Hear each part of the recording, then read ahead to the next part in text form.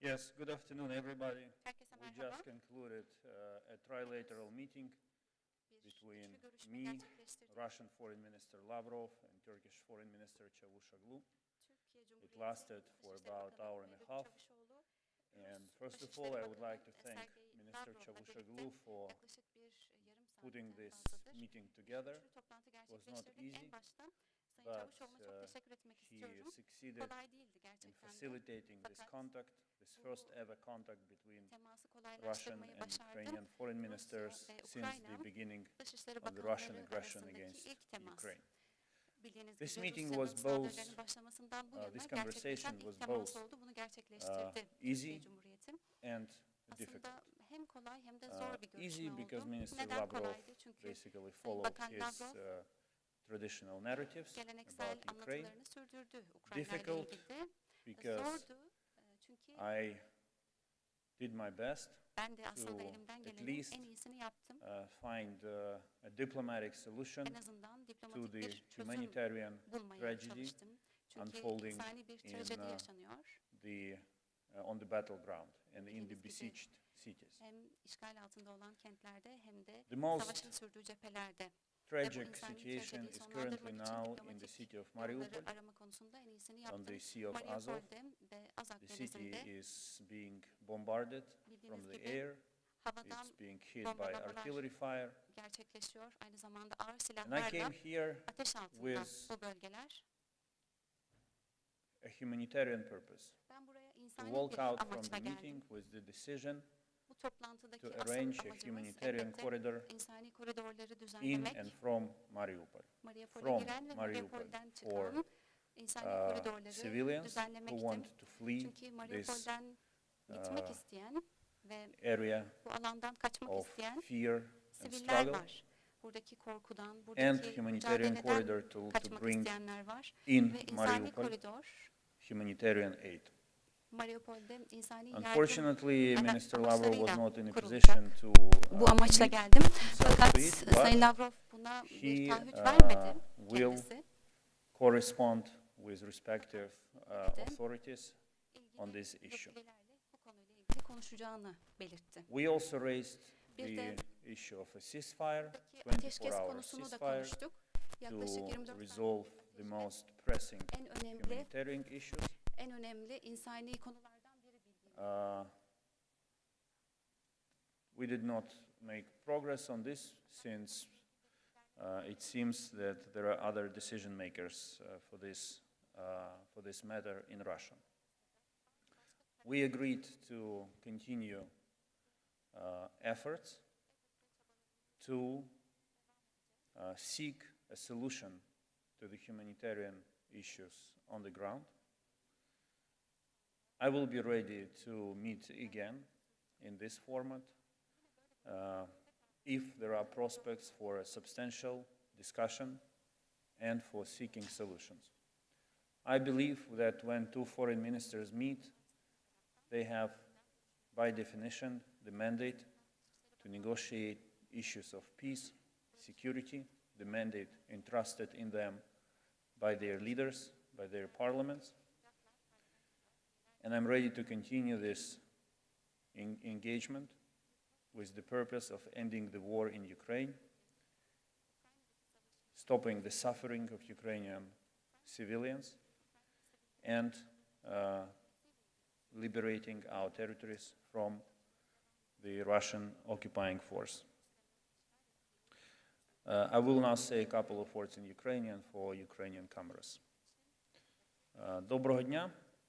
Була майже півтора години розмова між мною і міністром Лавровим за посередництва міністра закордонних справ Туреччини Мевлюта Чавушоглу. Міністр Чавушоглу продемонстрував дійсно те, що називається добрі послуги і високий професіоналізм у намаганні зблизити позиції двох сторін. Я приїхав на ці переговори з двома задачами. Перше – це організувати гуманітарний коридор з та до Маріуполя. Це найбільш зараз важке місто з точки зору гуманітарного становища. І друге – це домовитися про принаймні 24-годинне перемир'я для вирішення усіх нагальних потреб людей, які захоплені війною.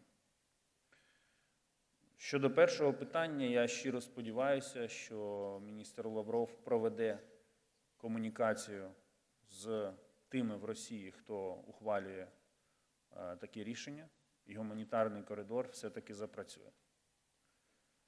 Я зберігаю надію, що Російська Федерація суто з людських міркувань, з людського співчуття до тих, хто страждає від їхніх куль, від їхніх бомб в Маріуполі, в тому числі немовлят, тисячі з яких перебувають зараз на грані смерті через відсутність необхідних медикаментів, то хоча б з цих міркувань вони дозволять функціонування гуманітарного коридору з Маріуполя, так само, як гуманітарні коридори, які працюють, наприклад, з напрямку Сум до Полтави.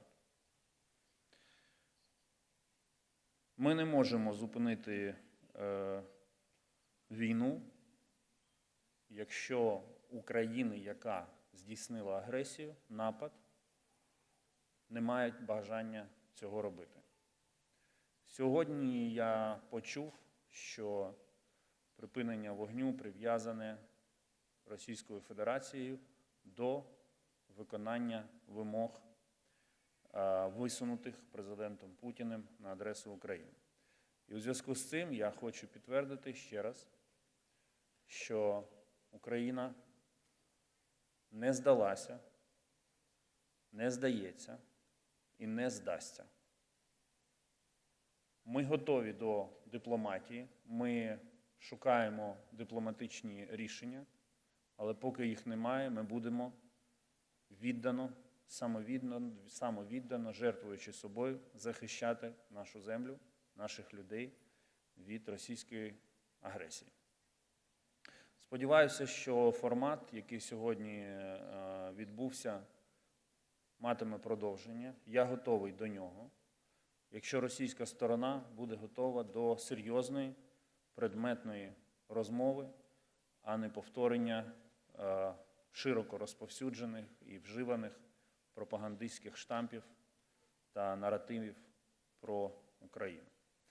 Все, що нам потрібно сьогодні, це розмова серйозна, предметна, без кліше. Коли російська сторона буде готова до такої розмови, я теж буду готовий її продовжити. Ми зробимо все для миру, для порятунку життя наших громадян, тому що життя людини для нас є головною цінністю. Дякую.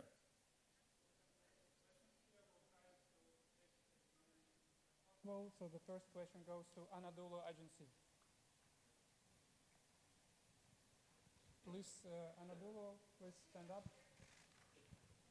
Олег. The mic is coming. Yeah, the microphone is coming.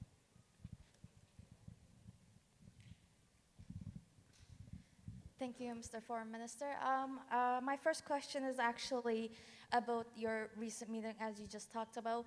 Did you get an impression that this attacks will continue from your talks after this meeting? And it also leads to my next question, which is, have you received a promise or a promise about receiving any military jets from the US or any country from the West to continue your struggle against in this war? Thank you. No, we did not discuss military supplies to Ukraine. Upon my initiative, we dedicated most of the time to addressing humanitarian issues on the ground, because I believe this is it is the utmost priority for diplomacy to bring relief to everyone who is suffering. And I appealed to Minister Lavrov in the most constructive way, though it was not easy for me all the time to listen to what he was saying, but I appealed to to him a number of times with the request to address urgently the humanitarian issues. When it comes to the first part of the question, my impression is that Russia is not in a position at this point to establish a ceasefire. They seek a surrender from Ukraine, but this is not what they are going to get. Ukraine is strong, Ukraine is fighting, Ukraine made Russian initial plans fail. We are ready to seek balanced diplomatic solutions to put an end to this war, but we will not surrender.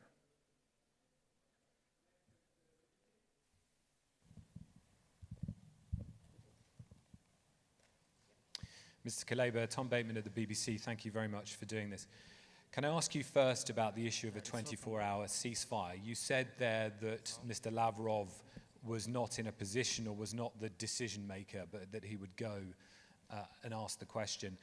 Do you have any confidence there can now be a 24-hour ceasefire?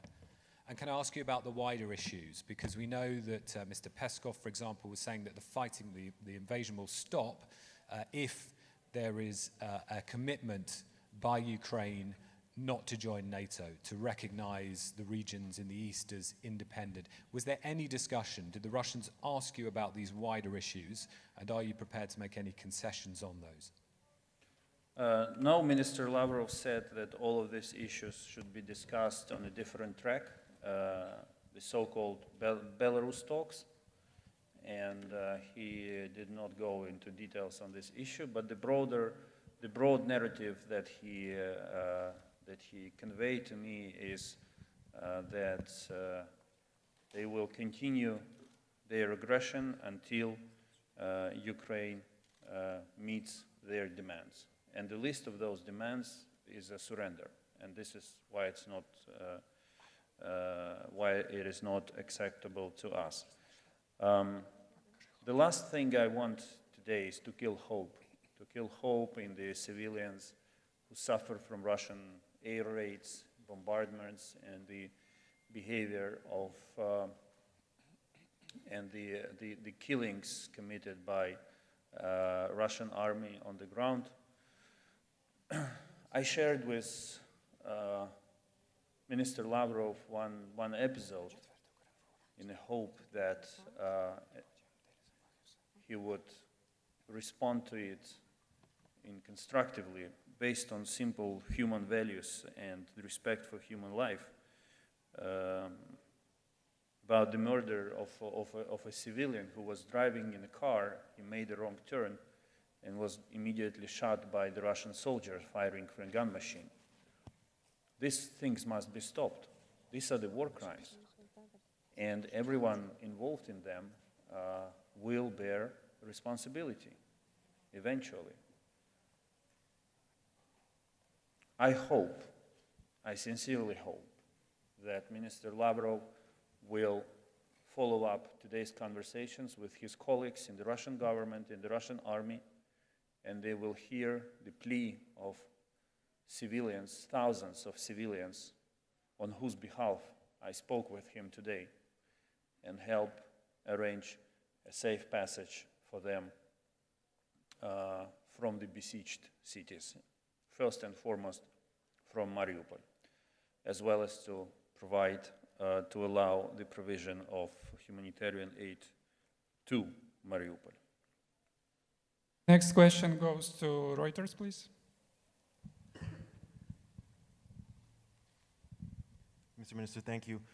Ukraine's leadership has talked about pursuing some non-NATO models to resolve the conflict if it receives certain security guarantees. During your meeting with Foreign Minister Lavrov, did any issues about Ukraine's status come up? And secondly, did Minister Lavrov set out any red lines, such as insisting Ukraine disarms or recognizes Russian sovereignty in the Donbass region during your talks? And what did you respond to this? Thank you very much. He mentioned it very briefly without going into discussion again. He insists that these issues should be discussed between two delegations in what is called the Belarus talks. I said openly to him that, in my view, foreign ministers are invested with the powers to discuss any kind of issues and to seek all necessary solutions. However, it seems that he has a different impression about the role of a foreign minister in this crisis. So we did not engage into a specific discussion on this matter. Next is Ukrinform. Ольга Будник, Укрінформ. Пане міністре, гендиректор МАГАТЕ має намір приїхати на Анталійський форум. Чи матимете ви з ним зустріч? І взагалі на зустрічі з Лавровим, чи йшла мова про безпеку ядерних об'єктів? І чи продовжує Росія погрожувати своєю ядерною кнопкою? Так, наприкінці зустрічі міністр Лавров порушив тему ядерної безпеки. Він хоче провести, він висловився на користь проведення тристоронніх консультацій між експертами МАГАТЕ, українськими та російськими ядерниками. Я відповів йому, що до приходу російських солдат на територію України все було в порядку з нашими ядерними об'єктами, з нашими атомними електростанціями. Вони функціонували надійно, і Україна взагалі завжди була і є відповідальним учасником всіх механізмів верифікації МАГАТЕ та договору про нерозповсюдження ядерної зброї. Вся ця брехня, яку вони розповсюджують про те, що вони знайшли в Україні якісь там сліди розробки ядерної зброї, це просто брехня. Жоден міжнародний орган, жодна міжнародна інспекція нічого подібного ніколи не бачила, тому що нічого такого в Україні не відбувалося. Тому найкраще, що може зробити зараз Росія, це вивести своїх солдатів з території Чорнобиля, з території Запорізької атомної електростанції, дозволити персоналу їх обслуговувати відповідним чином, а експертам МАГАТЕ відвідати їх та контролювати, щоб все було нормально. Будь-які посягання на суверенну владу України на її території, яка стосується ядерних об'єктів, є неприпустимими. І якщо будь-яка модель, якщо хтось буде нам нав'язувати модель, за якою ми маємо визнати якесь тимчасове управління в тій чи іншій формі росіянами нашими ядерними об'єктами, то ми це відкинемо, тому що це так не працює. Коротко кажучи, Росія має демілітаризувати ядерні об'єкти, які вона зараз намагається контролювати, і відмовитися від будь-яких атак і спроб захоплення інших ядерних об'єктів або об'єктів газової інфраструктури, до речі, теж саме, тому що вони можуть поставити під сумнів функціонування ГТС, захоплюючи окремі її вузли. Ми відкриті до розмови з МАГАТЕ, але на тих принципах, які я позначив. The next question goes to France 24. Hi, Ludovic de Foucault, France 24. Thank you very much for doing this. Again, on the humanitarian level, because I understand this was really the focus of the meeting on your part, what concrete steps do you expect Russia to take in the next few days? What was your concrete demands, and what do you expect? Do you think that Mr. Lavrov was able to commit himself to take concrete steps in order to ease the humanitarian situation? Thank you. In the meeting, I made a very simple proposal. I said, we all have our smartphones with us. Well, probably Minister Lavrov has his last iPhone, but that's another story. And I said, I can call my officials right away, my president, my prime minister, my commander-in-chief, and I give you 100% that they will provide all assurances that humanitarian corridors will work. I'm ready to do it right now, right here, in your presence. Can you do the same? Can you make the call? I'm sure you have all of them in the phone book. He did not respond to that. But I still hope that out of humanitarian considerations, he will follow up our conversation by reaching out to his colleagues in charge who can make decisions in this field. Again, we came to these meetings with different assumptions. I came as a foreign minister who is entrusted to seek solutions and make decisions. He, as he said, came to listen. This is the difference in approaches. I was ready to make all necessary calls right away to arrange a humanitarian corridor from Mariupol. I proposed it. My proposal was not followed by, was not supported by Minister Lavrov, but again, I still hope that at least he will do it after leaving the room of negotiations. Okay, we have time for the last question. Please, Daily Sabah. Mr. Minister, the ruling party in Ukraine raised a new proposal, a security agreement in which Turkey and the United States could be guarantor countries. What is your view on the issue, and was this issue raised during the trilateral meeting? Thank you. No, we did not discuss this issue during the trilateral meeting, though I was ready to do it, but Minister Lavrov had no interest in discussing it. Again, he referred these kind of issues to the Belarusian track of talks between two working groups. The idea that you referred to is very simple. Yes, it is written in our constitution, and it has been consistent part of our consistent policy to eventually join NATO as a full member and enjoy security guarantees provided by the NATO Charter, North Atlantic Charter. However, we understand that this is not going to happen in a blink of an eye, not even in a foreseeable future. We also see from the reaction of NATO as an alliance to the Russian aggression against Ukraine that NATO is not ready to act collectively to stop the war and protect civilians in Ukraine from Russian air raids.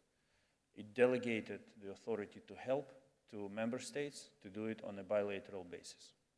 This poses a question: how to ensure security of Ukraine between now and the eventual membership in NATO? This is the question. What my constitution says something, and I cannot speak against my constitution. But if we could reach an agreement where similar system of guarantees as envisaged by the North Atlantic Charter could be granted to Ukraine by permanent members of the UN Security Council, including Russia, of course, by Turkey as a big friend and neighboring country, by all our neighbors, this is something that we are ready to discuss. This is the idea. The war is happening now. Ukraine exists in a security vacuum. We have to think creatively on how to address this issue and ensure our security. So far, it's our army that ensures our security. It's the people of Ukraine who are sacrificing themselves to ensure security of our country, and it's a list of partners, including Turkey, who are helping us with that. But this has to be put on a systemic, sustainable basis. Thank you. Thank you, all of you. Stay safe. All the best.